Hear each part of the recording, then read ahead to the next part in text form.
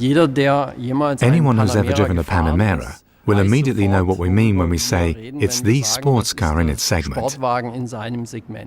As designers, of course, our job is to visualize precisely that.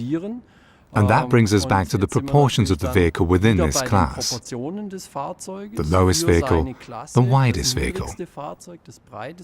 Small details such as the shoulder above the rear wheels. The fact that the passenger cabin tapers off towards the rear. In other words, all the design elements we know from classical sports cars have been transferred to this vehicle. That immediately produces the visual message, despite the size of the vehicle. I am the sports car in this segment. We had a very clear direction in mind and an idea. We wanted to infuse the car with even more Porsche DNA. In other words, it was to become a little bit flatter and sportier. And the designers already had that in mind when making their first sketches. To me, this meant that I wasn't trying to present the car simply as a saloon, but to take it a step further. It was to be a sports car at the same time. The first generation we created was a vehicle that has lots of character. And we wanted to do the same with its successor, the new Panamera.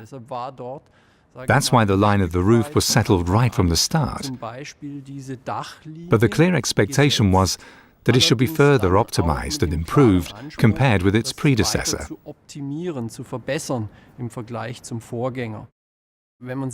Looking at the tail of the new Panamera, it's the same issue, more pronounced, with more character.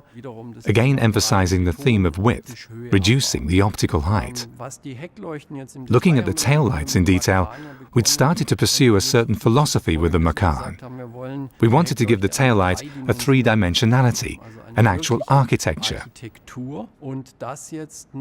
And now we're combining that with the idea that the two outer taillights should blend together and create a home for the Porsche badge.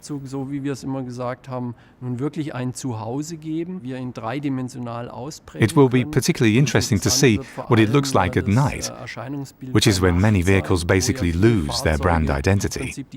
Here, though, it will be completely clear and unmistakable, when I'm driving along behind the car at night, that it is, first and foremost, a Porsche. An important feature of the interior is again the emphasis on breadth, and that we actually want a slim-looking information panel.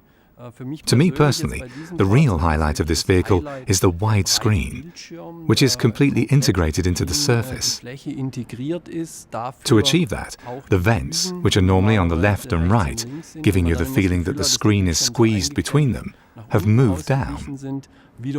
And again, the technical highlight is that they're closed when they are not being used. So these are all elements where I would say that as designers, we were given a great deal of freedom so as to be able to produce a very attractive design.